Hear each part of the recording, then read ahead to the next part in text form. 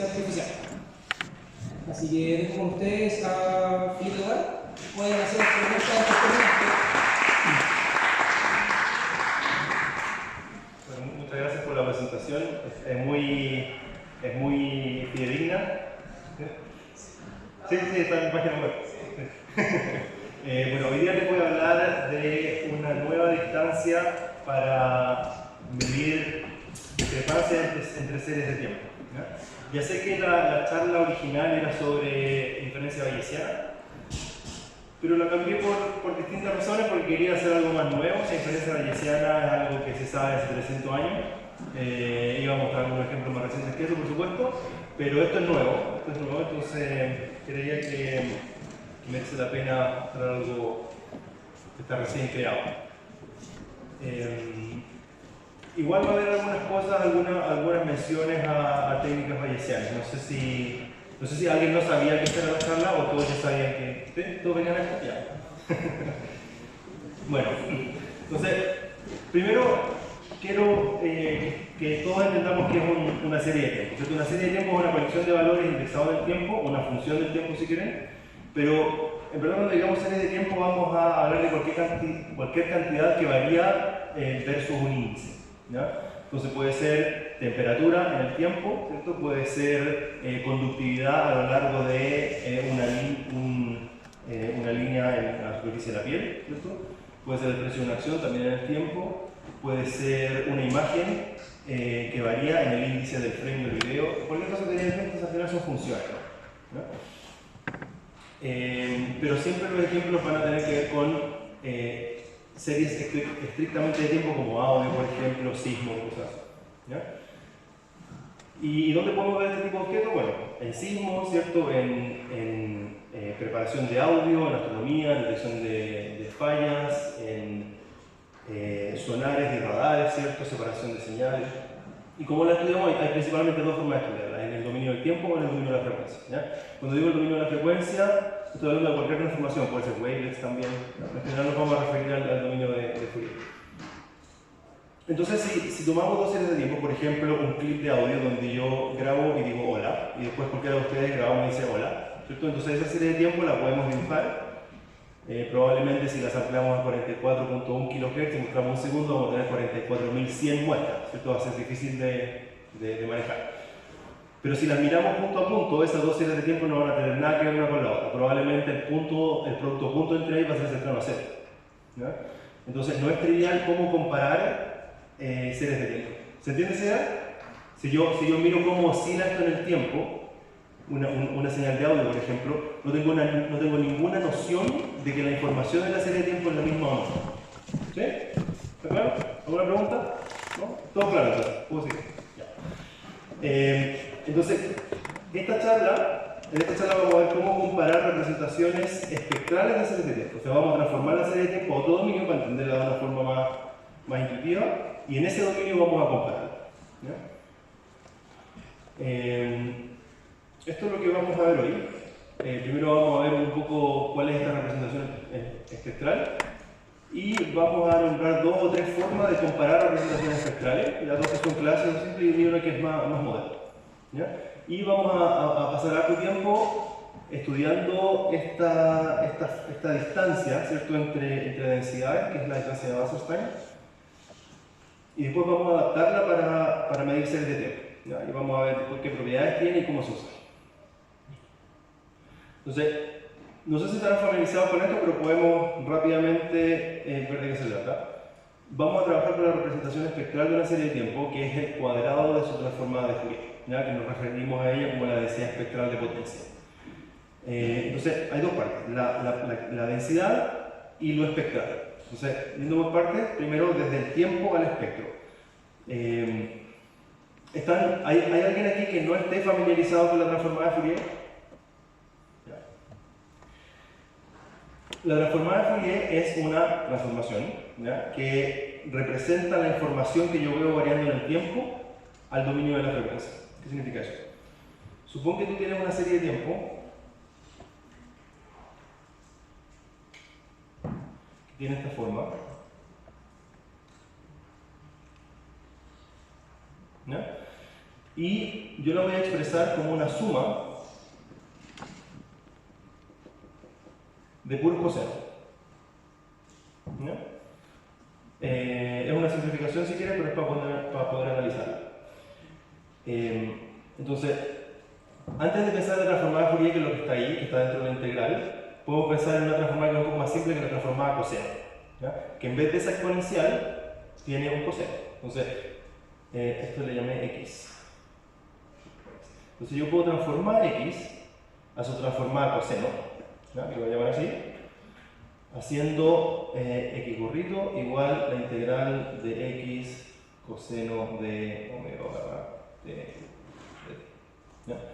¿Qué significa eso? Que yo tomo esta serie de tiempo, la pongo en un vector, ¿ya? Porque este tiempo tiene 1, 2, 3, 4, 5, hasta n puntos. Entonces la agrupo en un vector, ¿ya? Todos esos valores van a estar ahí. Y después voy a tomar otro vector, que este va a ser mi x, ¿cierto? Voy a tomar otro vector que va a ser el coseno de omega t. Esto es t. Este es t. ¿Ya? Entonces esto va a ser, si yo graficara esto, va a quedar una cosa como de esa forma, ¿cierto? Coseno. ¿Ya? Entonces, al hacer el producto punto, que es esto, recuerda que x tiene esta forma. Entonces, esto es igual a... Esto yo lo puedo conectar, la suma con la suma, ¿cierto? Entonces esto queda una suma de alfa i integral de coseno de omega i t por coseno de omega barra, que se llama estoy haciendo t. ¿Ya? Entonces, como la serie de tiempo eran puros cosenos, yo puedo expresar la transformada coseno como puros multiplicaciones de cosenos con cosenos a distintas frecuencias. ¿Ya? Entonces veamos cómo se ve. Recuerda que aquí ahí voy a suponer que esto tiene n componentes. ¿Ya? ¿Hubo n antes? Sí, hubo n. Entonces, veamos cuánto es esta integral, o intuitivamente. ¿Ya? Es un coseno a una frecuencia, omega i, por un coseno a otra frecuencia, omega barra. ¿Ya? Entonces, si yo lo multiplico y dentro de un intervalo lo sumo, ¿cuánto crees que va a dar? Hay dos opciones, ¿cierto? O 0 o no. Ya. Va a dar, si no son la misma frecuencia, va a dar 0, porque tú puedes entender que todas las partes que se suman y se restan son más o menos iguales a cierto intervalo. Entonces va a haber un intervalo donde se van a anular y después volver a empezar de nuevo. Y como yo voy a asumir que esto en realidad es al infinito, se me van a repetir. ¿Ya? Pero solamente cuando las frecuencias son distintas. Porque si las frecuencias son iguales, esto es coseno cuadrado. ¿Cierto? Entonces esto es estrictamente positivo y no importa la longitud para el tiempo que yo tome. Esto nunca se va a cancelar y siempre va a integrar un número mayor que 0. ¿Ya? Ahora, ¿cuánto crees que va a integrar? Bueno, yo lo hice con coseno, ¿cierto? Lo puedo haber hecho con senos, ¿cierto? Esto yo sé que es 1 menos seno cuadrado omega t, esta es la identidad trigonométrica, ¿cierto? Y de nuevo, intuitivamente, el número que me va a dar si yo lo hago esto con seno o con coseno debería ser el mismo, ¿cierto? Entonces, ¿cuánto es? Un medio, porque suman 1, ¿cierto? Entonces, cuando yo hago la transformada coseno, ¿qué me va a rescatar? Me va a rescatar la magnitud a la cual oscila a esa frecuencia. Oscila a esa frecuencia. ¿No? Entonces, si yo tengo una serie de tiempo que la expreso en una suma de cosenos y aplico la transformada coseno, ¿qué voy a rescatar? La magnitud del coseno de esa frecuencia. ¿No? ¿Y qué es la transformada de Fourier? Esa exponencial que está ahí es hacer esto mismo, pero con el coseno y con el seno de forma independiente. ¿Ya? Entonces,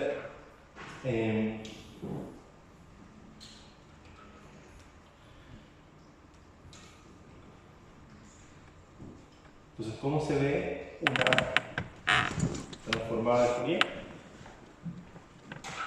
Se ve de esta forma. Entonces, los cosenos me van a quedar como algo así, ¿cierto? ¿No?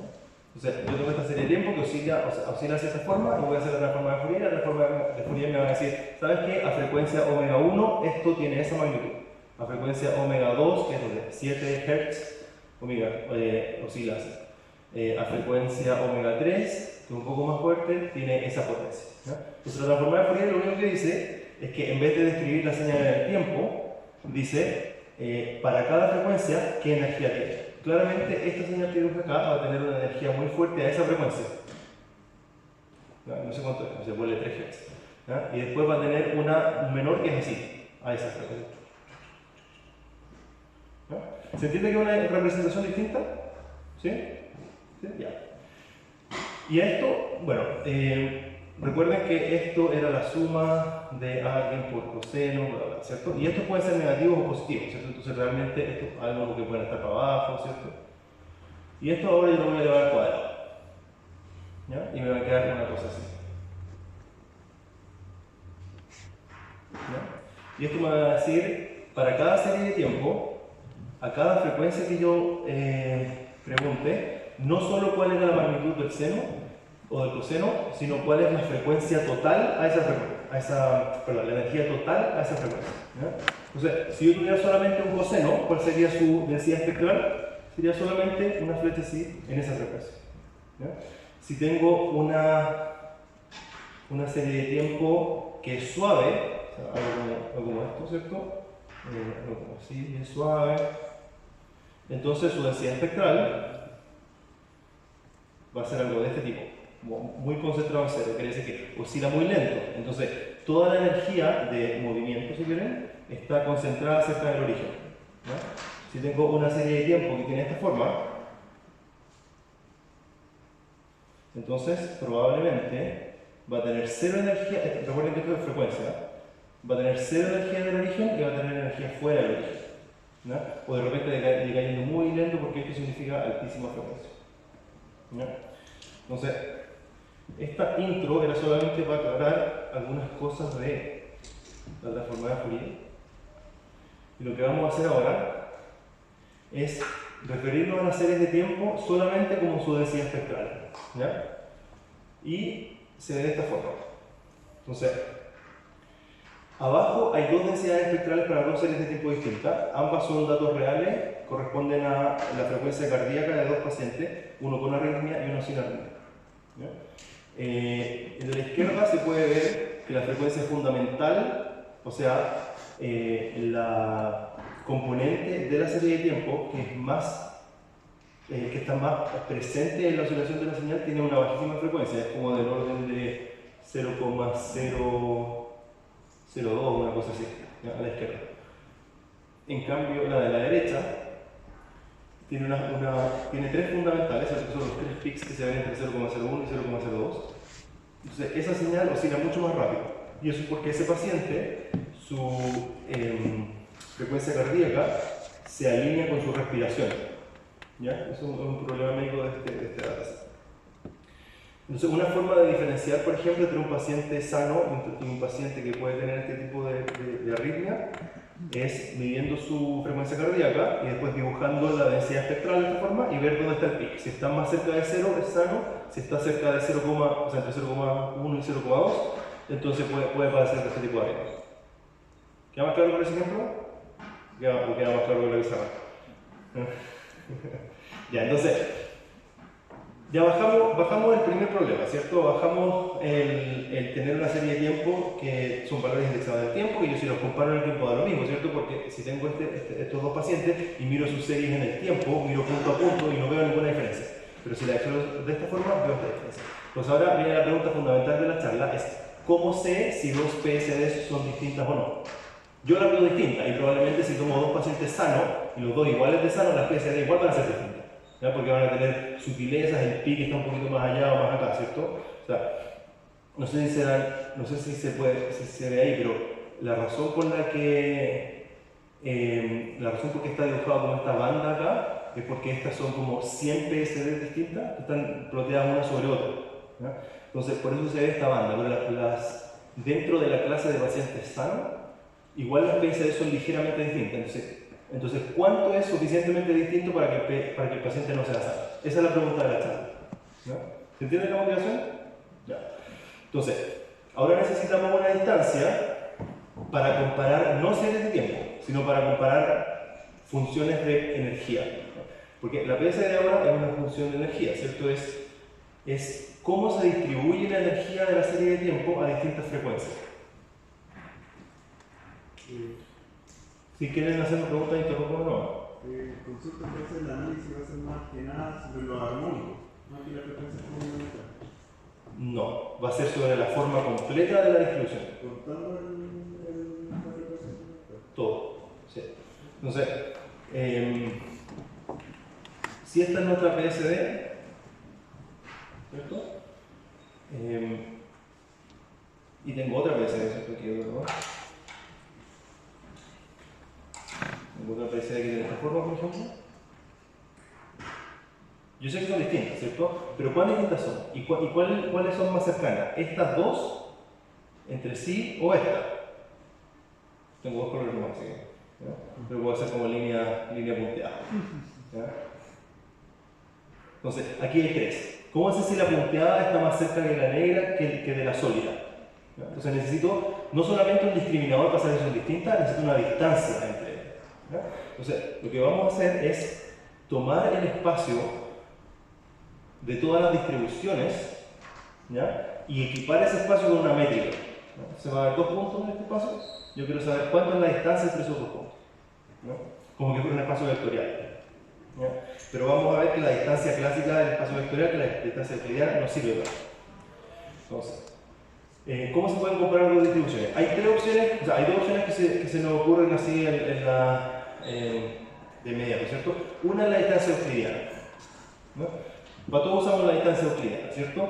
Lo usamos para logistic regression, lo usamos para k-means, lo usamos para regresión lineal, lo usamos para hacer histogramas, lo usamos para todo, ¿cierto? Entonces, ¿les recuerdo cuál es la distancia euclidiana? La distancia euclidiana es, nosotros tenemos un vector como este, ¿cierto? Pero lo estoy dibujando acostado porque me gusta la serie de tiempo.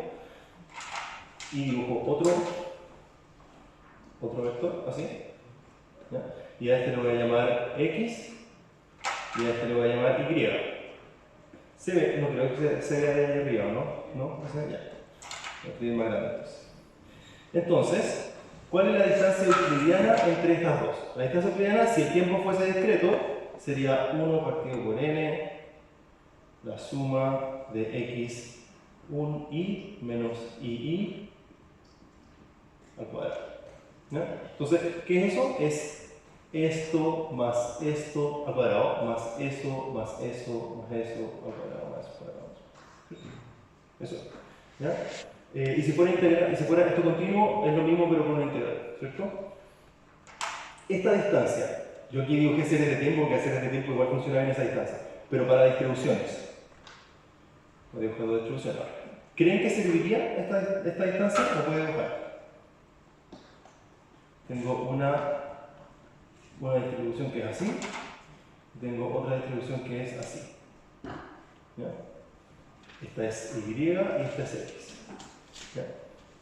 ¿Tiene sentido esta distancia? En un caso sí tiene sentido. Si esta distribución fuera exactamente igual a esta y estuviera encima, ¿cuál sería la distancia? Sería 0. ¿Ya? Lo que no es sorprendente porque es una distancia. ¿Ya? Una distancia de verdad. ¿Ya? Pero supongamos que no se tocan. ¿Ya? O sea, cuando esta empieza a ser 0, la otra todavía no empieza. ¿Ya? Eso significa que los soportes son disjuntos. ¿Ya? O sea, que los conjuntos en donde son no nulas no se tocan. ¿Ya? Entonces, supongamos que los soportes son disjuntos y que esta está centrada en, no sé, mu1 y esta está centrada en mu2, por ejemplo. Entonces, si yo calculo la norma euclidiana, esto no, está implícito, ¿cierto? Pero esta colita sigue para acá y esta sigue para acá. Entonces, si yo quiero calcular esta distancia, lo que tengo que hacer, x menos y, es eso al cuadrado más eso al cuadrado más eso al cuadrado más eso al cuadrado más eso, ¿cierto? Todo eso.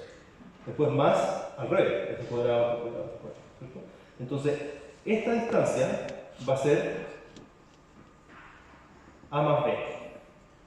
Entonces, todo eso, ¿cierto? Esto, supongo que eso es al cuadrado. Además, si son... No, ¿ya? Va a ser a más. ¿Está claro? Esa es la distancia, ¿cierto? Ya. Si yo ahora muevo esta distribución y la corro a mu2 como estaba antes, más 1000, ¿cuánto es la distancia? O sea, la corrí para acá. Lo voy a dibujar. La corro para acá. Esta es y y ahora está en mu más 1000. ¿Cuánto es la distancia? ¿Ah? Es la misma, ¿cierto? Entonces, ¿es una buena métrica esta para comparar distribuciones? No, porque no me dice cuál separa esta. Lo único que me dice es que no están juntas. ¿No? Entonces, como una distancia 0,1, básicamente. ¿No? Entonces, euclidiana no sirve para lo que queremos, ¿cierto? Porque como nosotros vamos a hacer, vamos a comparar series de tiempo en su representación espectral, yo quiero saber si un sonido, si un la está cerca, más cerca de un do, de un de, de un re, de un mi, ¿cierto? Esto no me sirve para eso. Se me va a decir simplemente que no son iguales. Y la otra instancia es la KL de divergencia. ¿La conocen? Sí. ¿Sí? Ya. ¿No? Ya. La KL de divergencia entre dos distribuciones P y Q es igual a la integral de log PQ de P. ¿Ya? Entonces, ¿qué es eso? Gráficamente tengo esta distribución, ¿cierto? Es P y tengo esta otra distribución que es Q, y lo que hago es, de nuevo, calcular una distancia vertical, que es esto que está acá, pero ahora en vez de una resta, es una división. Entonces, tomo esto, tomo eso, tomo eso, tomo eso, tomo eso, le aplico el logaritmo y lo sumo. Escribí el caso continuo, ¿cierto? Pero el discreto es PI log de PI QI. ¿Ya? Ahora, esto, si ustedes no sabían lo que es la cadena de divergencia, esto no les dice nada, ¿cierto? ¿Ya? ¿Alguien quiere dar una intuición en qué es la cadena de divergencia? Pero, o sea, no es tal cual la distancia, ¿no? No, es una divergencia, es una... A ver, ¿por qué no es una distancia? Porque KL de P y Q es distinta a KL de Q y P, ¿ya? Y eso es porque depende quién está en el numerador y entonces depende quién da el soporte, o sea, depende quién es más ancho que el otro, ¿ya? Y eso da una buena intuición de qué es la KL de divergencia, porque es una medida de disimilitud, no es una distancia, porque no es simétrica, que se usa en teoría de la información, es una medida basada en información. Entonces, si una persona está mandando mensajes a otra persona, está mandando emojis, ¿ya? Está mandando corazón, ¿cierto? Un corazón roto, una carita, ¿cierto? Un emoji de WhatsApp.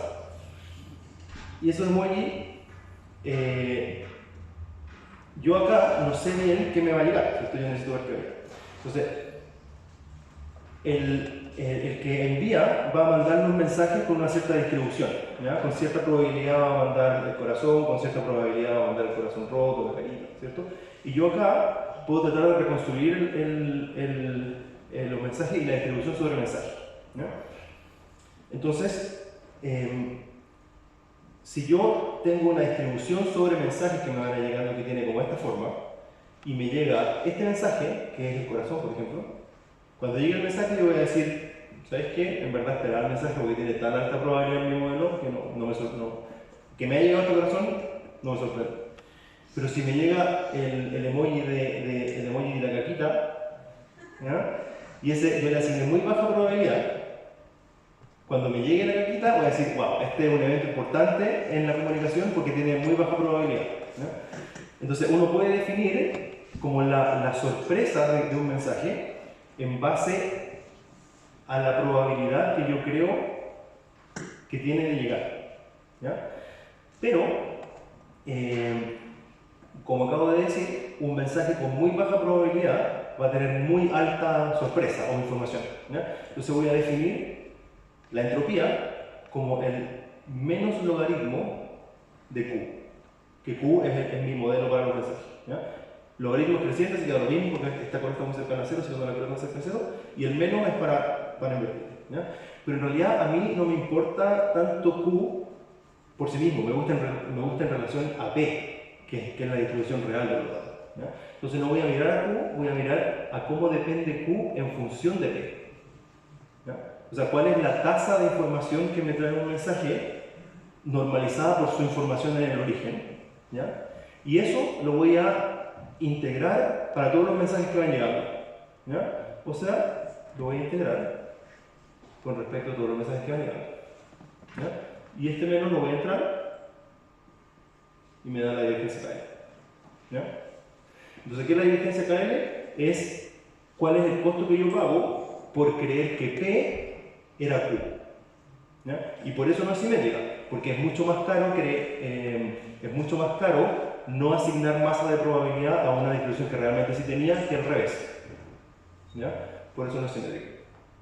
Ahora, volvamos a otro problema. La KL divergencia, ¿me sirve o no me sirve? No me sirve por la misma razón que la distancia euclidiana. No me sirve porque, bueno, en realidad casi por la misma razón. Cuando tengo dos distribuciones de energía, en mi caso, recuerden, ¿ya? Tengo una que tiene esta forma y otra que tiene esta forma. ¿Ya? ¿Cuál es la KL? Y no, en el mismo caso que antes, no comparten soporte. ¿Ya? Los soportes son distintos. ¿Cuál va a ser la KL de divergencia entre ellas? Bueno, hay una que en algún lugar es cero. ¿Ya? O sea, P es cero en algún lugar, entonces esta KL de divergencia puede ser infinito muchas veces cuando el soporte no es distinto. ¿Ya? Entonces yo empiezo a separar mis distribuciones y por un lado la euclidiana me decía que la distancia no crecía, por otro lado me dice la KL que inmediatamente la distancia es infinita. Tampoco me sirve, me lleva a la otra opción. ¿Ya? Entonces, tampoco me sirve. Entonces esto nos motiva a encontrar nuevas distancias entre distribuciones. ¿Ya? O sea, para que no nos perdamos, voy a poner acá como vamos, ¿cierto? Primero hablamos de qué queremos, distancia entre series de tiempo. Después, distancia entre distribuciones. Las distribuciones en mi caso de energía. ¿Ya? Entonces, la distancia que vamos a definir es una distancia que se construye con una teoría antigua pero renovada que se llama transporte óptimo. ¿Ya? Y en el transporte óptimo el problema es encontrar estructura en espacios de distribuciones. ¿Ya? Estos son histogramas de nombres entre el año 1900 y el año 2000. De los nombres que ven ahí, cómo estos nombres han aparecido durante el tiempo. ¿Ya? ¿Cuáles son los nombres más populares? Podemos ver que nombres como Pierre y Claire han sido más populares al comienzo del siglo, y hacia el fin del siglo tenemos nombres como Gabriel, Nicolás y Marc. ¿Ya?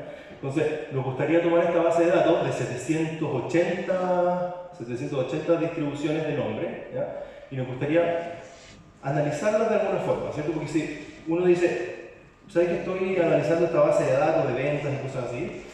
¿Qué hago? Hago distancia euclidiana, tomo medias, veo varianza, ¿cierto? Pero en las distribuciones no puedo hacer eso, no puedo tomar una media.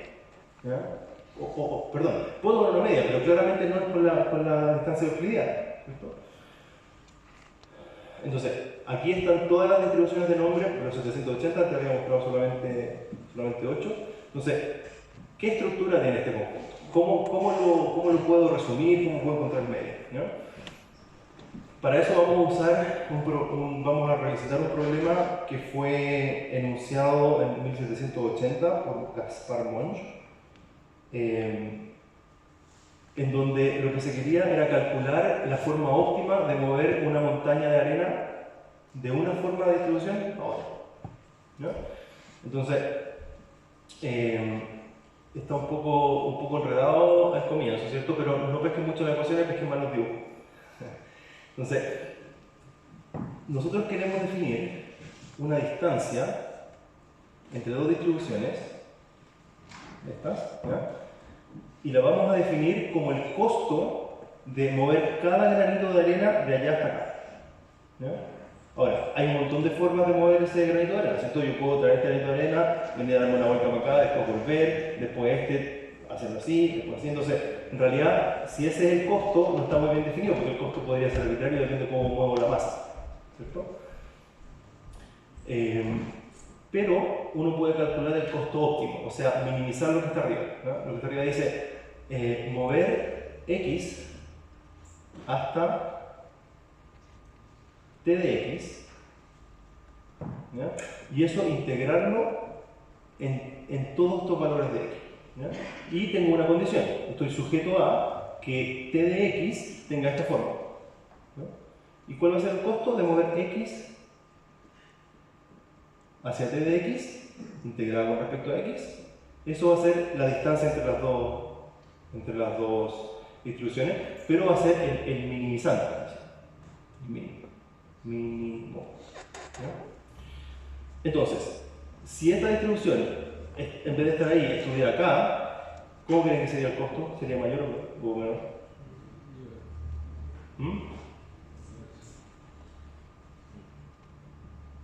O sea, si estoy acá, si esto está centrado en 1, por ejemplo, y esto está centrado en 2, ¿ya?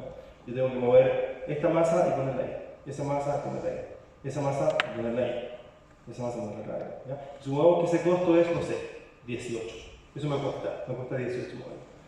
Si yo muevo en esta misma línea, y ahora no estoy en 2, estoy acá en 25, ¿ya? Esto es x igual, ¿ya? Entonces ahora en vez de mover de aquí a acá, tengo que mover de aquí a acá. Entonces, ¿cómo creen que va a ser el costo? Va a ser mayor, ¿cierto? Entonces, no sé, 57. ¿Ya? Ese costo va a ser mayor. Entonces, la distancia dada por esto, ¿cómo creen que va a ser de aquí a acá versus de aquí a acá? Va a ser mayor en el segundo caso, ¿cierto? Porque estoy definiendo la distancia como cuánto me cuesta mover la masa de cada uno de los lugares. Ya, este slide es fundamental. Esa es la distancia del transporte óptimo. ¿Le damos una vuelta más o está claro? ¿Sí una vuelta más o sí está claro? ¿Ah? Ya. Felipe, una pregunta. ¿La forma no tiene que ver con el costo? O sea, por ejemplo, que tú sea más fácil con la forma, que se parezcan más, que tenga menos costo en mover. Sí tiene que ver. Si tiene que ver, hay dos cosas. Una es traslación y otra es la forma. De hecho, tú puedes tener dos distribuciones, una que es así y otra que es así, y va a haber un costo relacionado a ella, una distancia. Y estos dos objetos, como distribuciones, tienen una distancia, porque no son iguales, ¿no? Y esa distancia es el costo, es lo que a mí me cuesta reubicar esta masa y ponerla acá, ¿ya? Y que eran los problemas que supongo que había en el 1780, donde querían construir el castillo, tenían que sacar piedras y moverlo, y cómo era la forma óptima de montar el castillo, ¿ya? Entonces, hay una cuestión súper clave de la distancia de transporte óptimo, que es que hereda la métrica del espacio de partida, ¿ya? Porque en las otras dos formas, en la métrica euclidiana y la métrica KL, uno nunca miraba la métrica sobre el espacio X, ¿cierto? ¿Vamos a ver? No, está dibujado, pero cuando yo estaba calculando la distancia euclidiana, que era esa, ¿cierto? Yo estoy calculando así, ¿cierto? Esa distancia, ¿cierto? Esa distancia no le importa cuál es este espacio, ¿cierto? Esta distribución puede ser una distribución sobre números, sobre manzanas, ¿cierto? Sobre algoritmos, sobre personas, era lo mismo, ¿ya? No hereda de ninguna forma la métrica del espacio. Y es por eso que no importa cuán alejada están las distribuciones, porque no existe un concepto de distancia en el eje X, o no se usa, ¿ya? En cambio, en este caso, yo lo estoy usando implícitamente, porque estoy diciendo que la distancia entre ambas es cuánto me cuesta mover una cantidad de masa de aquí a allá, pero estoy incluyendo el espacio. Y este costo puede tener esa información. Puede decir, me cuesta mover una unidad de masa de x a tx, porque tx está a, no sé, 8 unidades de x, ¿cierto? Entonces, voy a poner un ejemplo acá de un transporte en forma cerrada. Supongamos que tengo una distribución gaussiana que está en 0, 1, en 0. ¿No? Centrada en 0 tiene varianza 1. ¿Ya? Y supongamos que yo la quiero mover a que quede centrada en 1 y que todavía tenga varianza 1. ¿Ya? ¿Cuál creen que va a ser el transporte de esta gaussiana a esta gaussiana? O sea, ¿cuál creen que va a ser el t de x? ¿Alguien se quiere tirar a la piscina? Se lo puede. ¿Ya? Va a ser simplemente t de x igual x más 1. ¿No? Vamos, ¿ya? Porque si Si esto es una distribución de probabilidad sobre X, es una gaussiana, ¿ya? X sigue una ley gaussiana. Entonces, yo quiero que T de X siga una ley gaussiana, pero que esté centrada en 1, no en 0. Entonces, cada X yo le tengo que sumar 1 y se transporta inmediatamente a 0.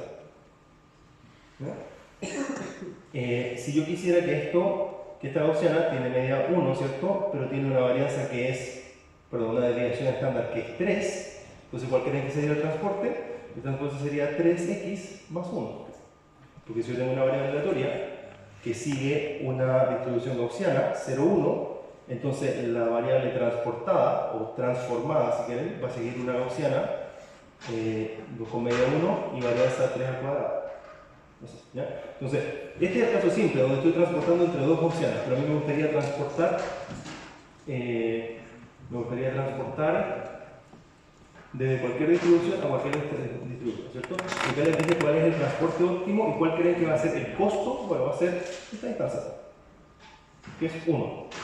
¿Ya? La distancia entre estas dos gaussianas, esta distancia es 1.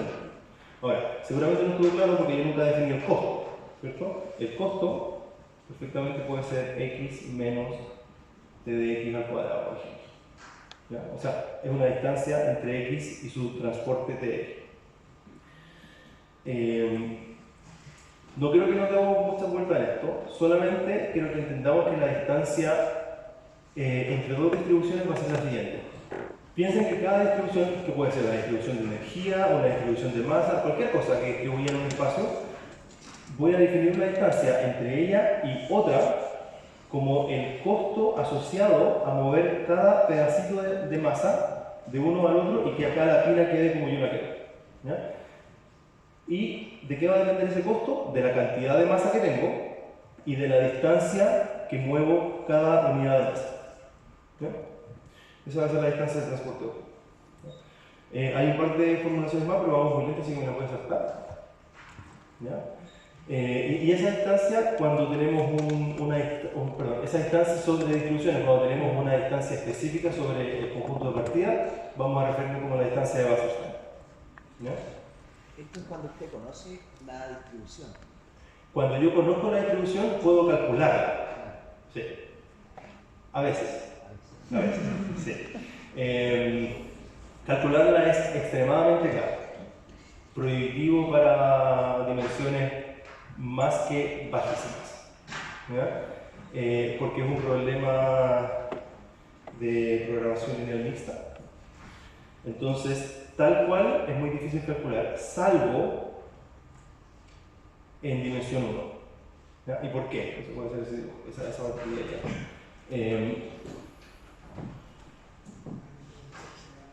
Ya.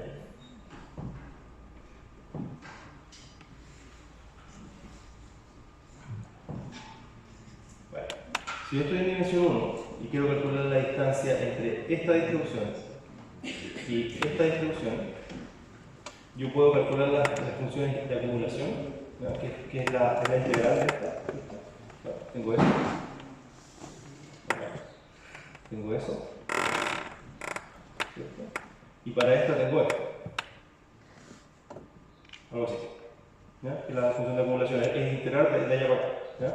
Entonces, la distancia de Wasserstein con ese costo es equivalente a esta distancia. Eso más eso más eso. Vamos hacia acá. ¿Ya? No es como la otra, que es hacia arriba. ¿Ya? Entonces, esta es una distancia horizontal, no es una distancia vertical. ¿Ya? Cuando estoy en una dimensión, puedo discretizar esto, ¿cierto? Discretizarlo como si fuera un histograma, calcular las funciones de acumulación y calcular la distancia. ¿Ya? Eso es barato, es rápido, está bien. Pero en altas dimensiones no existe la función de acumulación inversa, entonces tengo que calcularlo de otra forma. ¿Ya? Entonces, otra forma de entender la distancia de Wasserstein es que en vez de mover masa, lo que hago es calcular la función de acumulación y ver esta distancia. Entonces, por supuesto que si están más alejadas, esta distancia va a ser más larga y la distancia de Wasserstein va a ser más larga. Y cuando están juntas, pero son distintas, se va a tener una forma que es así. Y la distancia va a ser simplemente darle la forma correcta. ¿Ya? ¿Para qué se usa la distancia de Wasserstein? La puedo usar principalmente para dos cosas. Tiene varias aplicaciones, pero aquí vamos a mostrar dos. Una,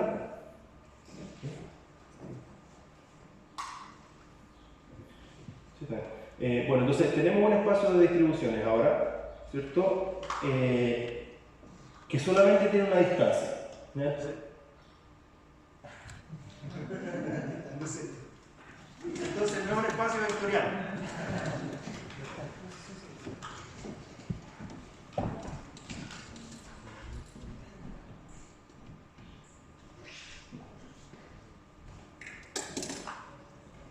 ¿Vale? Ya. Entonces, aquí viene lo interesante. Este espacio, ahora yo lo expliqué. Esto tengo el espacio de distribuciones. Supongamos que este es el espacio de todas las distribuciones que existen, de probabilidad, o sea, ¿no?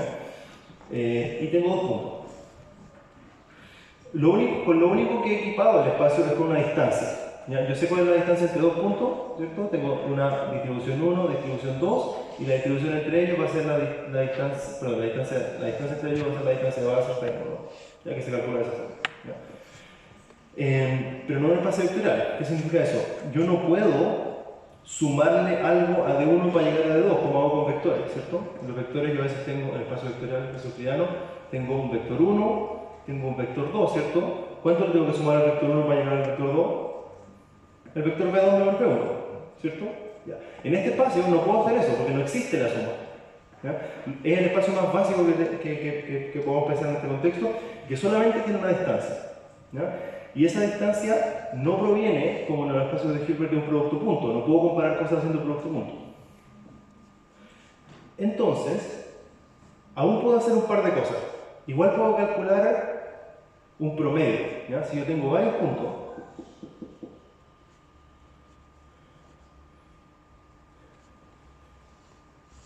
¿ya? Supongamos que tengo varios, recuerden que este es el espacio de todas las distribuciones. ¿Ya? Todas las distribuciones. Aquí está la gaussiana, aquí está la distribución de Laplace, ¿cierto? Aquí está la distribución que no tiene parámetros. Cada punto es una distribución. ¿Ya? Entonces, vamos a asumir que tengo n distribuciones, tal como teníamos en el problema original, ¿verdad? Tal como teníamos acá, ¿cierto? Tengo varias distribuciones, cada una es un punto. Entonces, yo les digo, podemos calcular un promedio. Entonces me dicen, pero ¿cómo van a poder calcular el promedio si el promedio se calcula así? XY, suma de XY partido por N, ¿cierto? Pero yo no puedo hacer eso en este espacio porque en este espacio no existe la suma. ¿Ya? Si yo sumo dos distribuciones, eso ya no es una distribución y me salgo del espacio. ¿Ya? O sea, si yo tengo esta distribución más esta distribución, me queda esta. Eso ya no integra uno, no es una distribución. ¿Ya? Entonces, ¿cómo puedo calcular un promedio adentro? Hay otra forma de calcular este promedio, que es decir, voy a encontrar el punto tal que lo rojo de arriba. ¿Ya? Entonces, ¿qué significa eso? Voy a calcular un punto teórico que no está en mis datos, ¿ya? Que va a hacer que la distancia a un punto, al segundo punto, al tercer punto, al cuarto punto, al tercero, todo, hasta n puntos, todas esas distancias sumadas, ¿qué distancia? ¿Qué distancia? La distancia de Wasserstein, ¿cierto? O sea, la distancia de Wasserstein entre este punto y ese, entre este y ese, toda esa suma sea mínima. O sea, voy a encontrar el punto que está más cerca en Wasserstein a la suma de eso. Si estuviéramos en un espacio euclidiano, eso se podría calcular. ¿Y qué sería? Esto. Sería el promedio de los puntos. El promedio de los puntos del punto que minimiza esta suma. ¿Ya? Pero en este espacio no tenemos suma, entonces no tiene esta forma, pero igual yo lo puedo definir de esa forma. ¿Tá? ¿Qué necesito? Necesito el elemento, o sea, si tengo una colección,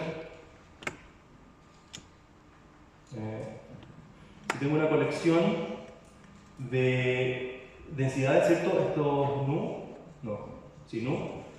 y quiero calcular como el punto medio, entonces voy a calcular el mu que minimiza esta suma. ¿Ya? ¿Y eso cómo lo voy a llamar? Es un concepto en general, se llama baricentro, ¿ya? Como el centro de masa. ¿Ya? Entonces, ¿qué pasa si calculo el baricentro de Wasserstein con todas las distribuciones sobre nombres que tengo? Tengo algo así.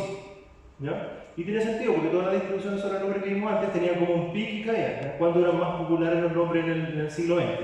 En cambio, si calculo el baricentro con la métrica euclidiana, como solamente miro hacia arriba, ¿qué ¿qué pasa? Hay un promedio vertical de esto que no tiene ningún sentido, que no conserva la forma del peak de la distribución. En cambio, en la métrica de Wasserstein, como estoy hablando de mover distribuciones, son todas mucho más similares. ¿Ya? ¿Qué más puedo hacer? Otra cosa que puedo hacer en este espacio, sin sumar ni nada, es puedo calcular una geodésica. ¿Qué significa eso? Tengo dos puntos de la distribución. Yo puedo calcular un camino en donde si yo avanzo un 10%, 20%, 30%, ¿sí? Todas las distribuciones que están acá tienen la misma distancia de Wasserstein entre sí. ¿Ya? Y se ve así. ¿Ya? Entonces tomo dos distribuciones, una de partida y una de llegada, y puedo interpolar en ese espacio, crear una trayectoria geodésica sobre este espacio y ir como consultando qué pasa en ese espacio. ¿Ya? Esto va a ser súper importante después en Data Augmentation, porque si yo interpolo entre dos datos que son, por ejemplo, de la misma clase, entonces espero que todos los puntos entre medio sean de la misma clase, ¿ya? Que no me he salido de la clase. ¿Cómo? La geodésica está dada por el transporte óptimo. Entonces tú calculas el transporte óptimo y después lo aplicas por trozos. ¿Ya? Y así se ve la interpolación en una dimensión. ¿Ya? No sé si puedo replicar eso. Entonces, si yo interpolo usando L2, interpolo verticalmente, ¿ya? Una métrica euclidiana, estoy mirando hacia arriba. En cambio, si interpolo usando la distancia de Wasserstein, estoy moviendo la masa hacia el lado. ¿No? Se voy vertical. Vertical de nuevo. Horizontal. Ya. Seguramente no le hace tanto sentido como a mí, pero es porque hay una cosa que no estamos viendo. ¿Ya? Si se dan cuenta, aquí hay dos distribuciones y ambas son bimodales. Ambas tienen dos peaks, ¿cierto? Entonces, si yo hago una interpolación L2 entre dos distribuciones bimodales, la forma que tiene entre medio no es bimodal. ¿Por qué cosa? De hecho es trimodal, porque en algún momento las tres o las cuatro modas tienen presencia, ¿cierto? En cambio, si yo lo hago usando el transporte, la geodésica pasa por un vecindario, si quieren, de puras distribuciones que son bimodales. No se va a dar una vuelta a distribuciones de otro tipo. ¿Ya? Entonces, por eso se ve siempre bimodal. ¿Queda más claro un dibujito o no? Y ahí esto es como sacándole fotos cuando se va moviendo, ¿cierto? Si en euclidiano se ve así, en Wasserstein se hace. ¿Ya? Por ejemplo, el promedio euclidiano siempre tiene un punto ahí en donde todas las interpolaciones van a pasar por ahí, lo cual es irrealista, ¿cierto? Si yo tengo un conjunto de distribuciones y quiero aumentarlas, todas me van a quedar amarradas al mismo punto. Ya, volvamos ahora, bueno, antes de volver a Time Series, ¿para qué se ha usado el Wasserstein Distance en aprendizaje de máquinas? Se ha usado mucho tiempo en Computer Vision y ciencias de la computación para transportar histogramas de colores. Por ejemplo, tengo una imagen que tiene cierta distribución de colores y la quiero poner en otro estilo, como sepia, por ejemplo. ¿Cómo ecualizo los colores? Bueno, tomo otra foto, veo el histograma de colores y transporto mis colores originales al estilo que quiero. Es como para hacer style transfer. ¿Esta me queda? Se ha usado en PCA también, en Valle. Entonces, ahora, ¿cómo lo vamos a usar en Time Series? En Time Series, recuerden que tenemos distancia de distribución. Ahora, pues que vimos la distancia de Wasserstein. ¿Ya? Y ahora vamos a ver cómo aplicar la Time Series. ¿Ya? Recuerden que las series de tiempo las vamos a considerar ahora no como series de tiempo, sino como distribuciones de energía sobre frecuencias. Entonces, tengo una serie de tiempo, tengo una serie de tiempo que tiene como esa forma, ¿ya? Y yo la voy a transformar usando la transformada de Fourier y el cuadrado, el al cuadrado, y me va a quedar una cosa de ese tipo. ¿Ya? Que es cómo distribuye esta señal su energía en frecuencia. Ahora, ¿puedo ocupar la distancia de Wasserstein para este tipo de distribuciones? No todavía, porque esta distribución no integra 1. ¿ya? Porque no es una distribución de probabilidad, es una distribución de energía. Y si la señal tiene más energía, entonces esto va a ser más grande. ¿Ya? Pero a mí eso no me importa, porque yo solamente quiero saber cómo se mueve la serie de tiempo, quiero saber qué mensaje dice el audio, quiero saber qué intermitencia tienen los sismos, ¿cierto? Quiero saber de qué forma se mueven los gusanos, ¿ya? Entonces, pero no con qué amplitud. Entonces me da lo mismo y lo voy a normalizar. Voy a dividir por su integral y voy a definir la NPSD, ¿ya? La Normalized Power Spectral Density, que es simplemente un Power Spectral Density dividido por su masa. ¿Listo? Entonces, ¿cuáles son los pros? Los pros es que puedo ocupar la distancia de Wasserstein, porque la distancia de Wasserstein es para distribuciones de probabilidad, ¿cierto? Y además puedo comparar series de tiempo independiente de cuál es su fase, amplitud, sampling rate, da lo mismo. Lo que solamente me importa es su resumen espectral. ¿Cuáles son los contras? Es que pierdo la ubicación relativa de los componentes, ¿ya? Que es la fase. Pierdo la fase, pero eso no va a dar lo mismo. Consulta, la parte de la pérdida de fase se puede solucionar con el registro. Tengo un registro de una dirección, ¿Sí? lo guardo y luego Perfecto, pero si yo quisiera tomar una serie de tiempo, irme a Wasserstein y volver a la misma, no habría ningún problema. Pero yo quiero tomar una serie de tiempo, calcular la P, calcular la transforma de Fourier, calcular el cuadrado, dividir por su masa, irme al espacio de Wasserstein y moverme. Y después, ¿cómo vuelvo? Si ya no es la misma serie de tiempo. O sea, yo quiero hacer esto. Quiero hacer esto. Mi primera serie de tiempo tenía esta distribución. Y yo entré a Wasserstein y me moví por la geodésica. ¿Y cómo vuelvo? Tendría que definir una fase para volver. A ver, paréntesis. En el aprendizaje de máquina es muy importante la representación de mis datos, ¿cierto? ¿Cómo lo represento? Como vectores, ¿cierto? Como puntos en un espacio, ¿cierto? Y esa representación, que a veces se llama embedding, ese embedding en general es no biyectivo, ¿ya? Y se refiere como el problema de la preimagen. Y siempre que usemos un embedding que sea suficientemente bueno, no vuelvo a volver, porque si no lo haríamos en el mismo espacio, ¿ya? Entonces hay formas de volver. Uno puede volver con fase aleatoria, con fase fija, con fase cero. Hay que decir cómo volver. ¿Ya? Entonces, tenemos dos series de tiempo extremadamente simples, la azul y la roja, ¿cierto? Ambas son cosenos de distintas frecuencias. Cada una tiene una PSD, el coseno rojo tiene la PSD roja, que es una libertad de Dirac, y el coseno azul tiene el coseno azul. Entonces, la distancia N2 entre estos dos peaks, ¿cuánto es? Es 0. ¿Ya? Porque el peak es tan delgado que no cuenta masa. ¿Ya? Pero ¿cuál es la distancia de Wasserstein? Es 2. ¿Listo? Porque depende de cuánto arriba está el peak. ¿Ya? Entonces con esto podemos definir la Wasserstein Fourier distance, que es simplemente tomar la distancia de Wasserstein en la PSD de una serie de tiempo. Entonces la distancia de Wasserstein Fourier de dos series de tiempo es simplemente la distancia de Wasserstein entre sus representaciones espectrales, y resultado importante, esto es efectivamente una distancia, o sea, tiene la desigualdad triangular, es simétrica, el indiscernible identidad del indiscernible y no negativo. ¿No?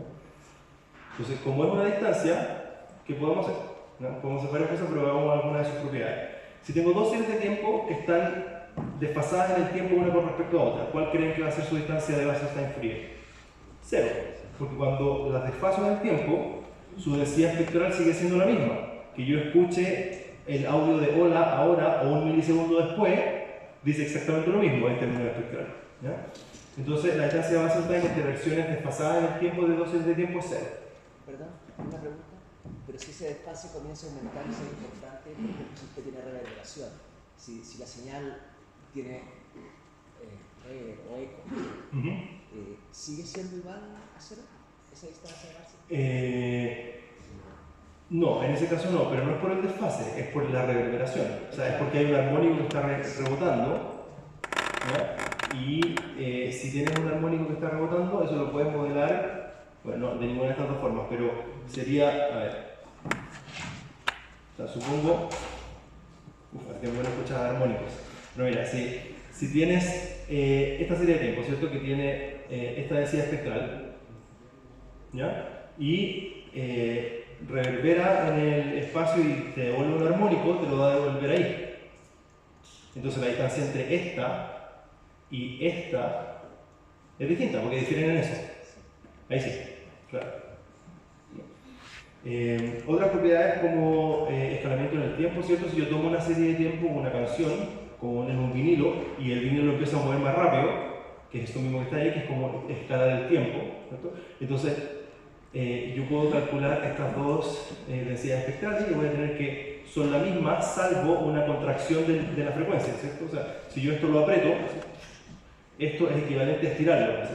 Y si lo estiro, entonces la distancia de Wasserstein va a ser proporcional al escalamiento menos 1, ¿cierto? Y si hago un frequency shifting, esto es usual en amplitude modulación AM, ¿vale? En donde tengo una portadora, le multiplico por otra señal. Eso recuerden que la multiplicación en el tiempo es convolución en la frecuencia, ¿cierto? Entonces es tomar mi PSD y moverla, ¿cierto? Entonces si la muevo, por supuesto, si la muevo chica, esta se va a hacer tan chica, ¿ya? Y por supuesto, esto es súper intuitivo y es fácil de probar, se puede probar en dos pasos, ¿ya? Ya. De esta podríamos hablar otro rato, pero lo único que les quiero decir es que nosotros acabamos de definir una métrica que compara series de tiempo en la frecuencia, ¿cierto? Pero hay otra forma de comparar series de tiempo en el tiempo, que es la función de autocorrelación, ¿cierto? Si yo tengo una serie de tiempo y empiezo a medir la función de autocorrelación muestral, me queda como un histograma medio feo, pero si tomo más y más puntos, entonces empieza a converger a una función bonita que debería converger a la función de covarianza, ¿cierto? Entonces, lo único que dice esto es que si yo tengo una secuencia de muestras y la autocorrelación muestral converge a la función de covarianza, entonces en Wasserstein-Fourier la métrica también converge, ¿ya? Básicamente está conectando con una métrica que es estándar y se conoce hace tiempo para que se sepa que la métrica es consistente. ¿Cuánto me queda? Ya, entonces, ¿cómo interpolamos series de tiempo? Sabemos que la interpolación de series de tiempo puede hacerse en el tiempo, o sea, en el dominio del tiempo, ¿cierto? Si yo tomo una guitarra y ustedes toman una batería y nos ponemos a tocar, esa serie de tiempo es la suma de la señal de la batería más la señal de la guitarra. Después otro se pone a cantar, es la suma y es una suma en el tiempo, ¿cierto? Una suma vertical. Y esa sería una forma de interpolar, ¿cierto? Que se ve así. Así, la guitarra es la señal azul y la batería es la señal roja, y nos ponemos todos juntos. Depende de cuán cerca de cada palanca se ponga cada uno, vamos a escuchar eso, ¿cierto? Es la suma vertical, porque el sonido lo que hace es una onda mecánica que golpea el aire, entonces esas ondas se suman y yo escucho la suma de la onda, ¿ya? ¿Cierto? Se entiende la suma, la interpolación en el tiempo. Pero uno puede interpolar en el espectro, ¿cierto? Y si yo tengo dos series de tiempo, armónicas como esta, yo puedo interpolar, en vez de así, puedo interpolar así ahora. Así. ¿Ya? Entonces, ¿de qué me sirve esto? Es que si yo sé cómo distribuye el timbre de una guitarra eléctrica, por ejemplo, yo puedo grabar una guitarra de palo y transportarlo con esta forma para que suene como una guitarra eléctrica, en vez de que suene como una guitarra eléctrica más una guitarra de palo, ¿ya? Y esto es fundamental para síntesis de música, ¿ya? Todos los sintetizadores de los 70, 80, funcionaban más o menos de esta forma. No con transporte óptimo, por supuesto, porque todavía no se sabía cómo calcular el transporte óptimo. Eso. Y ahí se ve así. Estos son datos reales. Esta es la base de datos C. elegans. ¿La han escuchado? Es una base de datos de gusanos, ¿ya? Es cómo se mueven los gusanos proyectados en una dirección, ¿ya? Se mueven como así, ¿ya? Y dependiendo de cómo se mueven los gusanos, es de qué clase son, ¿ya? Esta clase es wild type, así se llama. Entonces lo que hicimos fue tomar dos gusanos de la clase wild type versus serie de tiempo e interpolar con dos técnicas, con la técnica euclidiana y con la técnica Wasserstein-Fourier, ¿ya? Y se puede ver que lo mismo que pasaba con las distribuciones,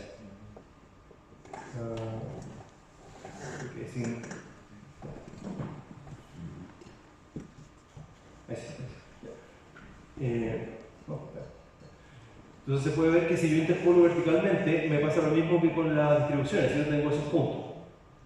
Entonces, lo que me está diciendo esta figura, la de arriba, es que si yo interpolo con la métrica euclidiana, todas las trayectorias van a vivir en el envoltorio convexo, en el convex hull de ambas trayectorias. Entonces, estoy diciendo que todos los gusanos van a pasar en el tiempo 0,4 por ese lugar, y eso es imposible, ¿cierto? Cuando se hace una interpolación espectral, veo que hay cierto dinamismo y veo que los pics se corren como hacia el lado en vez de hacia arriba y hacia abajo. Entonces yo puedo después tomar toda esta trayectoria y cuando tenía 10 gusanos, o sea, 2 gusanos, ahora tengo 10 gusanos, ¿no? Puedo aumentar mis datos. Y si tengo 3, además puedo llenar un espacio de 2 dimensiones, ¿no? de datos aumentados. También me la voy a aceptar. ¿Cómo? Ya. ¿Sí? No hay más. Como los gusanos, ¿siempre tienes un camino óptimo? Sí. Siempre. Sí. Siempre. Perdón. Pregunta si siempre existe o si siempre es único. O sea, me imagino que computacionalmente te pueden dar de formas distintas si es que le agregáis como algo estocástico, pero algebraicamente solamente es uno.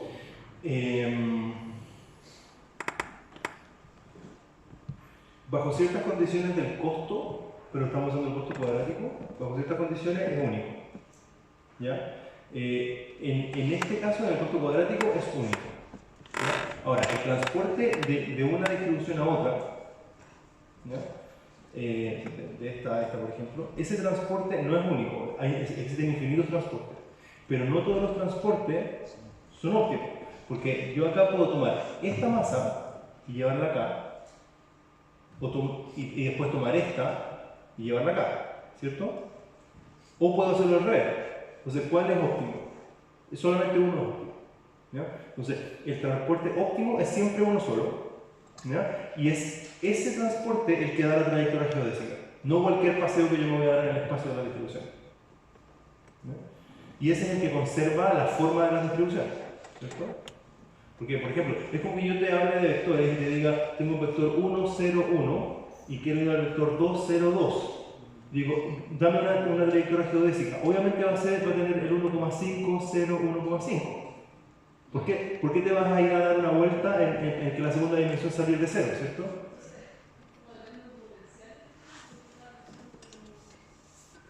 Muy bien, un punto para ti para el examen, te diría sobre un clase, porque el transporte óptimo es el gradiente de una función convexa. Mira, buena intuición. Sí, es efectivamente eso. Porque tiene que ser creciente. O sea, todas las permutaciones que haga acá para hacer el transporte no van a ser óptimas. El transporte óptimo es monótono, ¿ya? Entonces, siempre el primer cubito llega al primer lugar, el segundo llega al segundo lugar, ¿ya? Pero eso no es tan trivial cuando, por ejemplo, yo tengo una distribución acá que puede ser un Dirac y yo quiero empezar a quebrar el Dirac para convertirlo en algo continuo. Ya, en ese caso ya no es monótono, ya no es el gradiente de una función convexa.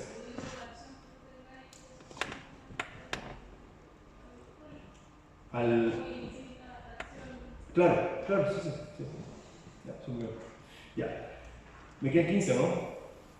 Ya. Listo. Llegamos a la parte más importante de la charla, que es la última. Entonces, ¿por qué salió toda esta idea? ¿Conocen la regresión logística? Sí, conocen la regresión logística. Entonces, en la regresión logística nosotros tenemos puntos, ¿cierto? Tenemos puntos así, y de dos clases. Tenemos puntos de dos clases, ¿cierto? Y en la regresión logística encontramos un plano de separación. Y ajustamos una función lineal. Esa función lineal acá va a ser como, va a ser como un plano, ¿cierto? Va a ser como así. Y esa función lineal después la vamos a pasar por una sigmoide y me va a decir acá hay probabilidad 1 de ser clase azul y después allá va a ser probabilidad 0 de ser clase azul. ¿Cierto?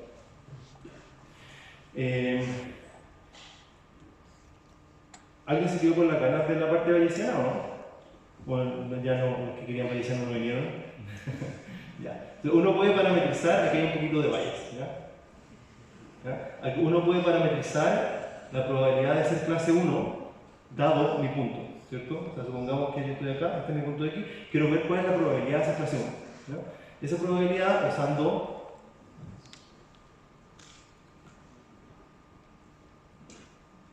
Teorema de Bayes lo puedo escribir así, ¿no? Voy a escribir más grande acá abajo. Y esto es igual a P de X dado C1, P de C1, partido por P de X dado C1, P de C1 más P de X dado C2, P de C2, ¿cierto? Ya, ¿por qué hice esto? ¿Por qué ocupé el teorema de Bayes? Que tenemos el teorema de Bayes, pero estos, a pesar de que son muchos más, ¿ya? Tengo la probabilidad de ser clase C1, la probabilidad de que X aparezca dado C1, la probabilidad de ser clase C2, la probabilidad de que X aparezca dado que estoy en clase C2. Todos estos objetos son mucho más fáciles de construir que eso, ¿no? Porque yo puedo decir, ¿sabes qué? ¿Qué es clase C1 y qué es clase C2? Es cliente paga, cliente no paga. Es foto, es cáncer, no es cáncer, ¿ya? Entonces, este objeto, probabilidad de ser clase C1 o ser clase C2, es simplemente un parámetro, yo lo puedo llamar gamma. Gamma, 1 menos gamma, ¿ya? Ahora ¿quiénes me quedan? La forma en que distribuyen los datos dado C1 y la forma en que distribuyen los datos dado C2. O sea, ¿cómo distribuyen esto? ¿10? ¿Y cómo distribuyen esto? ¿Y qué puedo hacer ahí? Puedo poner una gaussiana.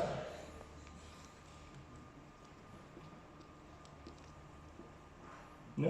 Entonces, si yo a este le digo gamma, a ese le digo 1 menos gamma, a ese le digo gamma, a ese le digo exponencial de menos 1 partido por 2 sigma cuadrado de x menos mu al cuadrado, que es eso, y a este le digo lo mismo pero con otro mu, ¿cuánto creen que es esto? Es 1 partido por 1 más e a la alfa. ¿Ya? Entonces, ¿por qué hacemos regresión logística? Porque asumimos que las clases son gaussianas y estoy calculando la probabilidad de que dado un punto se hace uno usando el teorema de Bayes. ¿Ya? Ahora, ¿por qué esto es lineal?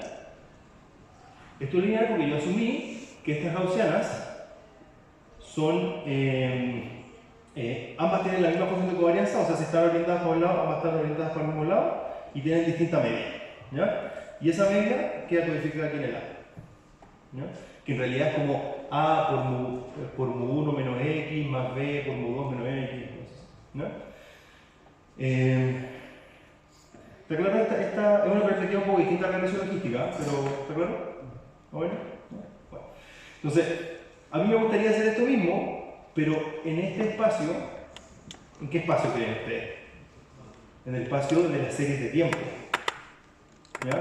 A mí me gustaría decir, este es el audio que ladra un perro, este es el audio que ladra otro perro, este es el audio de un gatito, ¿cierto? Este es el audio de una bocina, este es el audio de un taladro, ¿cierto? Y yo quiero dividir entre sonidos sintéticos y sonidos naturales, por ejemplo. Perdón, entre sonidos de máquina o sonidos de animales. ¿Ya? Entonces, para eso yo puedo hacer exactamente esto mismo. Puedo decir, bueno, voy a asumir una gaussiana acá en los sonidos, ¿ya? Bien esotérico, una gaussiana en los sonidos, otra gaussiana en los sonidos, y voy a calcular usando el teorema de Bayes, voy a calcular la regresión logística. ¿Ya? Perfecto, pero para eso queda lo mínimo que necesito en este espacio, una métrica, para poder, cuando yo, recuerden que la gaussiana, voy a escribir grande acá,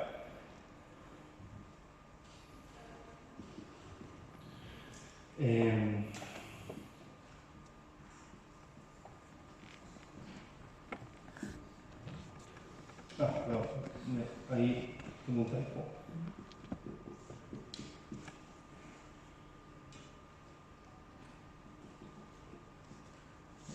Entonces, yo quiero hacer esto mismo poniendo una gaussiana acá, ¿cierto? Pero la gaussiana acá depende del espacio, o sea, si son números, si son manzanas o si son series de tiempo. Tengo que definir la métrica apropiada para el espacio donde estoy poniendo la gaussiana. ¿Y qué necesito? Necesito una distancia, es lo único que necesito. Una vez que tengo esa distancia, divido por sigma exponencial y divido por los pi. ¿Ya? Entonces, ¿qué distancia voy a usar? Esta nueva distancia, ¿cierto? Que pasa a sin Fourier. Entonces, eso me va a dar este mismo procedimiento, pero en la sigmoide voy a tener eso que está ahí arriba. Voy a tener una combinación lineal de distancias de Wasserstein de mi dato, que es S, con respecto a prototipos de clase. O sea, tengo acá un sonido prototipo de los sonidos naturales tengo un sonido prototipo de los sonidos de máquina, y para cada muestra nueva voy a calcular la distancia de Wasserstein a S, la distancia de Wasserstein a S, y después voy a hacer una transformación lineal, que es lo que está dentro de la exponencial. Me queda por aquí, parece. Ya, voy a hacer acá. Voy a hacer una combinación lineal de esas distancias de Wasserstein, ¿cierto? Y eso lo voy a pasar a una sigmoide. ¿Se entiende? ¿Ya? Entonces, ¿cuáles creen que van a ser, por supuesto, estos puntos? Los baricentros de cada clase, ¿cierto? Entonces voy a tomar todo mi sonido acá, todo mi sonido allá, sé que esto es clase 1, esto es clase 2, voy a calcular los baricentros y toda la información de las clases va a estar resumida en los baricentros. Cuando tengo un punto nuevo voy a decir, ¿está más cerca de ese baricentro o está más cerca de ese baricentro? Y eso me va a dar la clase, ¿cierto? Ya. Eso es un poco más simple que esto. Esto es, voy a tomar estos dos valores y con eso voy a entrenar una regresión lineal. Tengo que calcular el alfa, el beta y el gamma. ¿Ya? Entonces voy a tener Wasserstein-Fourier Logistic Regression. Y por otro lado, también puedo hacer KNN, ¿cierto? Porque cada punto yo puedo calcular la distancia de Wasserstein con respecto a todos los elementos de la clase 1 y con respecto a todos los elementos de la clase 2. Puedo decir, ¿sabéis qué? Tengo los 6 vecinos más cercanos para en clase 1, así que esta es clase 1. ¿Ya? Pero para eso, que era lo crítico, era tener la distancia. ¿Ya? Esto es un ejemplo sintético en donde tengo una familia de distribuciones de dos tipos y si yo las incrusto en Wasserstein son separables y si las incrusto en Euclidean no son separables. O sea, esto en realidad no es sorprendente lo que estaba hablando todo el rato, pero esto me motiva a hacer la regresión. ¿Y cómo funciona con datos reales? Funciona así. Esta es una base de datos de 10 sonidos que se llama Ultrasound 8K, en donde hay 10 sonidos y vamos a hacer regresión binaria usando la clase Gunshot contra todas las otras y ocupando este método. ¿Ya? Y este método lo voy a implementar con 3 distancias para comparar con las otras que dije, ¿cierto? Voy a implementarlo usando la distancia de Wasserstein, usando la distancia KL y la distancia euclidiana. ¿Ya? KL a veces funciona bien, W2 a veces funciona bien y euclidiano nunca funciona bien, ¿ya? Porque la distancia euclidiana no es capaz de diferenciar comportamiento armónico. Esto es para la variante regresión logística y para la variante KNN también tenemos que las que ganan son Wasserstein 2 y Kullback-Leibler. ¿No? Entonces, es interesante, a mí me gusta menos este resultado porque es un claro ejemplo de descubrimiento de representación de mis datos, ¿cierto? Porque cuando usamos redes neuronales, por ejemplo, tomamos muchas capas para poder lograr una representación de la realidad que tenga sentido con respecto a las capas que vienen, ¿cierto? De hecho, uno puede ir al límite y considerar que las primeras n-1 capas de mi red neuronal son solamente feature extraction y la última es un softmax, si quieren. Entonces, ¿cómo es posible lograr una representación tal que la separación de los datos sea tan significativa que es lineal? ¿No? En este caso, el feature extraction está hecho usando el espacio de Wasserstein. Y podemos ver que la separabilidad es lineal, porque la distancia, la regresión logística funciona bien. ¿Cuánto me queda? 5 minutos. A ver qué muestro. Ya, voy a mostrar un ejemplo más.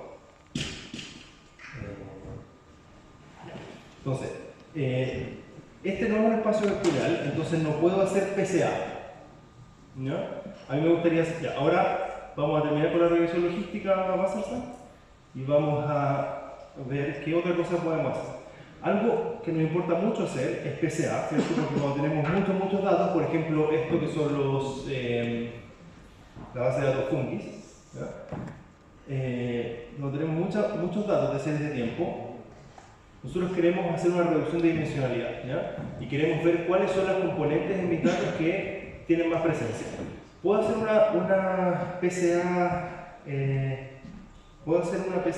el espacio de las distribuciones espectrales, pero eso no tendría ningún sentido porque algunas componentes, como las PCA euclidianas, se suman y se restan, me pueden quedar componentes principales de mis distribuciones que son negativas, o sea, no serían distribuciones, no las voy a poder interpretar, ¿no? Pero si yo estoy en el espacio de Wasserstein, el espacio de Wasserstein no es plano, ¿ya? No es plano porque si yo voy directo de una distribución a otra, me salgo del espacio, como sumando, interpolando, como euclidiana, ¿ya? Y mis distribuciones viven acá. Entonces lo que yo puedo hacer es calcular un espacio tangente, ¿ya? Y proyectar todas mis distribuciones. Bueno, este espacio tangente está dado por la curvatura del espacio, que está dado por la distancia de Wasserstein, ¿ya? Y puedo proyectar todas mis distribuciones en este espacio. Y este espacio es un espacio de Hilbert que yo puedo hacer PCA. Hago PCA y me devuelvo. Y cuando me devuelvo obtengo las componentes principales, pero están como dobladas por la geometría del espacio, ¿no? Entonces, ¿cómo puedo resumir estas 170 curvas usando este mecanismo? Tomo cada una, le calculo su PSA a cada una, las incrusto en el espacio de Wasserstein, proyecto en el espacio tangente, hago PCA y me devuelvo. Y cuando me devuelva me van a quedar distribuciones que son componentes principales del espacio de las distribuciones de mi tabla, ¿ya? Y se ve de esta forma. Entonces yo puedo graficar los primeros dos componentes principales y me queda que las distintas clases, aquí hay una clase, aquí hay otra clase, por supuesto hay traslape, ¿cierto? Pero es como un TIS-NI si quieren, pero yo sé exactamente cuál es la proyección, ¿ya? Y sé a qué frecuencia está ahí, no es una caja negra. Ahora creo que estamos ya. Si quieren ver más, cosas que estamos tratando de hacer con esto ahora es Dynamic Time Warping. Tiene una serie de tiempo que tiene distintas formas, ¿cierto? Y esas formas quieres hacer un match con otra serie de tiempo que debería tener el mismo comportamiento pero desfasado en el tiempo. El problema de la preimagen, incluir la fase como dije antes, generación de datos sintéticos y para la próxima clase quedará que es mezclar valles con Wasserstein, ¿ya?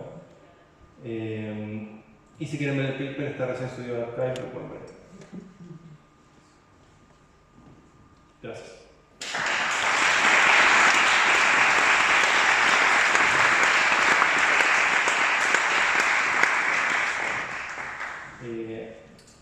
Estamos como justos, pero lo que se pregunta.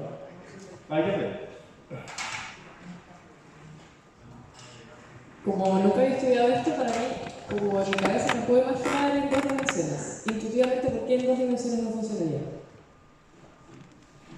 ¿Cómo? Cuando dijiste lo de la métrica de Rice, como dijiste, esto solamente funciona en una dimensión.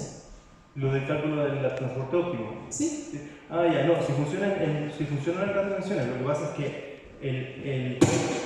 la formulación del problema de minimización en dimensión 1 tiene una formulación explícita. En cambio, en altas dimensiones, la formulación no es explícita y es un problema de optimización más complicado que tienes que calcular en tu alfa, como su propia formación. Y es más complicado de resolver. Entonces, en dimensión 1 colapsa a este dibujito que yo hice, en donde las distancias son todas horizontales. Y eso es porque en dimensión 1 tú puedes expresar la función de acumulación, la CDF de la PDF. Pero en dos dimensiones no puedes, porque ¿de dónde parte? ¿Entiendes?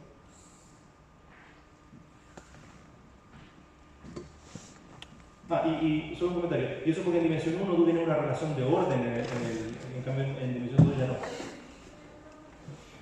Así se calcula, se hacen proyecciones aleatorias y se calculan en todas esas direcciones.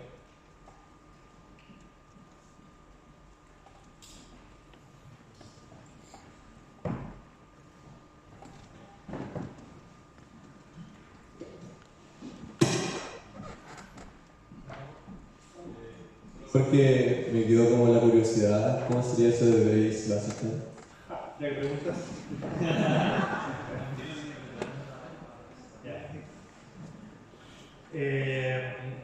Mira, aunque no venía preparado.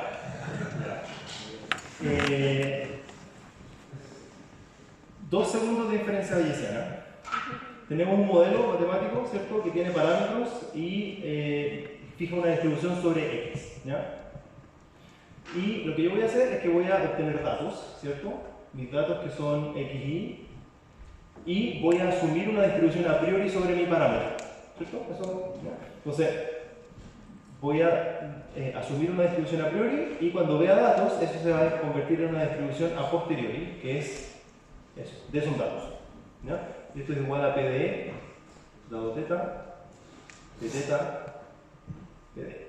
¿Ya? Entonces, por ejemplo, yo tenía una distribución a priori que era así, sobre mi teta, vi datos y eso me quedó una distribución así. ¿Ya? Entonces tengo una distribución sobre posibles soluciones de mi parámetro. Entonces, si tú quieres hacer predicciones, integras con respecto a esto, eso, está claro. ¿Ya? Pero ¿qué pasa si quieres elegir un modelo? Porque tienes tu amigo frecuentista que no le gusta la posterior. Entonces me dice, pásame un modelo. Un modelo. Entonces, de tu posterior, que tú sabes que contiene toda la información posible sobre el parámetro, ¿cómo eliges un modelo? Un modelo me refiero a un teta. Ya. Puedes elegir el máximo posteriori que es este, ¿cierto? Teta más. ¿Cierto? Puedes elegir la esperanza posterior, que es la media de esto que haya como por acá, yo creo. ¿Cierto? Ya. ¿Y esas elecciones, por qué son esas elecciones? ¿Por qué tiene sentido? Ya, esas elecciones son tales porque todas vienen de una métrica de costo distinta. ¿Ya? El MAP es equivalente a escribir lo que se llama el riesgo de Bayes y asociarlo a una métrica particular. Entonces, el riesgo de Bayes es, igual que un baricentro, encontrar el punto acá que minimiza la distancia con respecto a esto, que vamos a ver si lo hacemos en dos dimensiones. La posterior, lo estoy mirando desde arriba ahora, ¿ya? Piensa que esa es tu posterior, ¿ya? Mira desde arriba. Entonces, ¿cómo eliges un punto? Tú dices, bueno, elijo el máximo, o elijo la media, ¿ya? Pero todas esas elecciones están dadas por un tipo de baricentro, ¿ya? Tú dices, ¿sabes qué? Voy a encontrar el estimador puntual tal que el costo de aquí a acá, el costo de aquí a allá, el costo de aquí a allá, de aquí a allá, de aquí a allá, de aquí a allá, integrado con respecto a la ley de la posterior, sea mínimo. Si ese costo es el costo 0,1, o sea, es solamente bajo costo cuando es verdadero y cero cuando no, es lo mismo, entonces tienes el MAP. Si este costo es la métrica euclidiana, entonces tienes la media posterior. ¿Ya? Por eso uno usa esos estimadores puntuales, porque minimizan un cierto costo. Ahora, este es el caso cuando uno está haciendo problemas de juguete y tiene dos parámetros. ¿Ya? Pero este parámetro realmente es tu modelo. ¿Ya? Entonces, si tus modelos, como estos que están acá, son gaussianos, por ejemplo, entonces yo no quiero imponer una métrica de costo sobre el parámetro, yo quiero imponer una métrica sobre el modelo resultante del parámetro. Porque tu modelo puede ser una gaussiana en teta, y yo puedo tener otro modelo que es tu modelo reparametrizado, en donde es una gaussiana que por media tiene teta al cuadrado. Entonces vamos a tener distintas soluciones, porque estamos aplicando la distancia en el parámetro, y la distancia que hay que aplicar es en el modelo. ¿Ya? Porque independiente de la parametrización que usemos, si usamos la misma métrica sobre modelo, vamos a tener la misma solución. ¿Y cuál es la métrica que tenemos para modelos si nuestros modelos son distribuciones? La de Wasserstein. Entonces, uno puede generalizar este concepto y en vez de usar costos sobre los parámetros, puede usar costos sobre las distribuciones. Entonces, tienes la diferencia bayesiana, ¿ya? Que tienes tu distribución sobre modelos, y después tienes tu modelo son distribuciones. Entonces, la métrica ya no es la métrica euclidiana, es la métrica de distribuciones. ¿Ya? Y puedes ocupar la métrica sobre distribuciones. Puedes ocupar la métrica euclidiana, que de nuevo te da la media. Puedes calcular la divergencia KL, que de nuevo te da la media. Puedes calcular la reversa KL, que te da el X log, ¿ya? Rara. O puedes calcular la de Wasserstein. Entonces, este concepto sería una forma de hacer model selection que es robusto frente a la parametrización que tú elijas de tu modelo. De lo mismo que parametrización elijas, siempre te va a dar el baricentro apropiado. ¿Más o menos claro? ¿No? ¿Sí? También tiene el archive. Parece que me alargué mucho en eso, ¿no?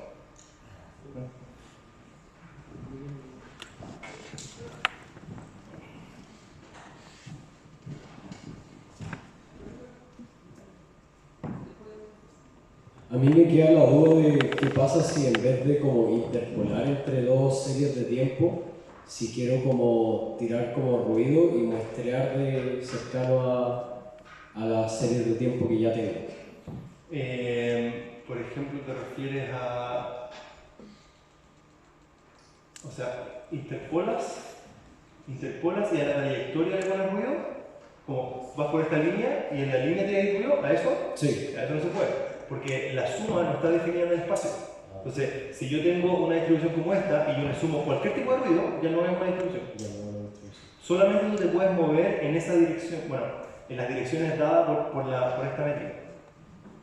¿Sí? ¿Y cómo? Porque en realidad, que seguramente no lo di mucho en facilidades, pero era difícil entrar en profundidad en todo, porque yo cuando tengo una distribución y me muevo en el espacio de Wasserstein, no modifico la distribución. Esta es una distribución de probabilidad, ¿ya? Y esta distribución es de una variable aleatoria, ¿ya? Por ejemplo, esta como que se ve como que fuera la suma de dos gaussianas, ¿ya? Entonces, esta es una variable aleatoria que tiene por distribución una suma de dos gaussianas. Entonces, la forma en que yo me muevo acá no es modificando esto, es modificando esto. Entonces, yo esto, ahora en vez de x, ¿sabéis que va a ser 3x más x cuadrado? Y aquí yo puedo hacer lo que quiera, porque siempre va a tener una distribución. Cualquier forma en que yo modifique la variable aleatoria, siempre va a tener una distribución asociada. Entonces, esa es una construcción para yo libremente moverme en el espacio de las distribuciones, porque da lo mismo como tú modifiques la variable aleatoria, siempre va a estar en ese espacio, porque siempre va a tener una distribución. En cambio, si yo modifico esto, da lo mismo como lo modifique, siempre me voy a salir del espacio, a menos que lo mueva. ¿Entonces? Por ejemplo, si esto es x y yo cambio a x cuadrado, entonces esto pasa de gaussiano a h cuadrado. ¿Entonces?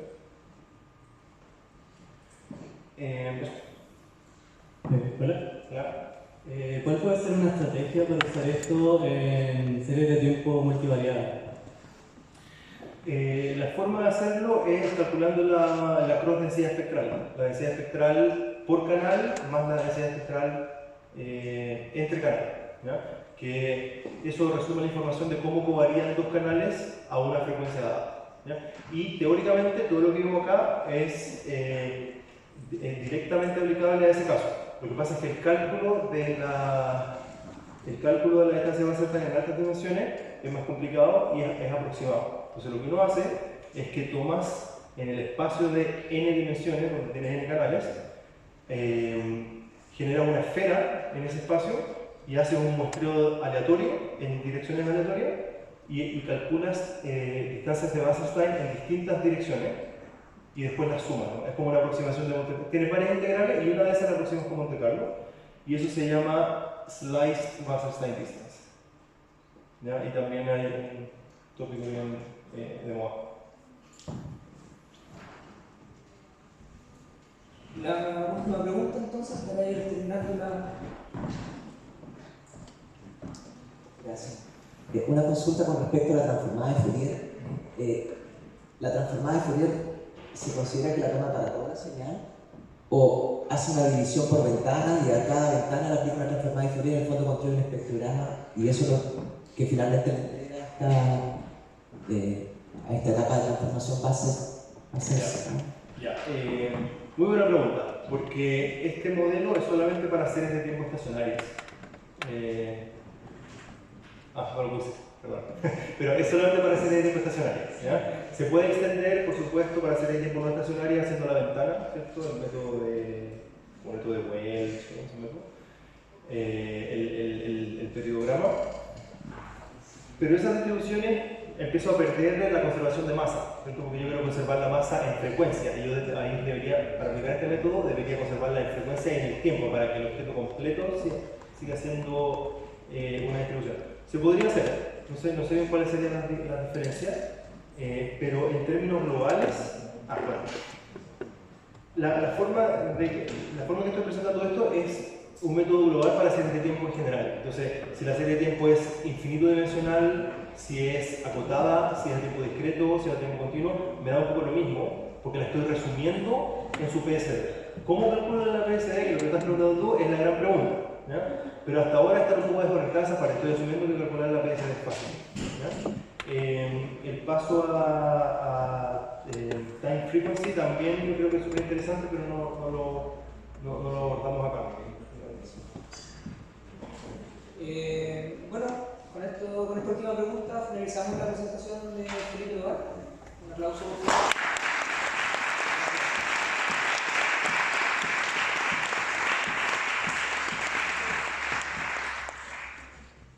Salud. Buenas. Muchas gracias.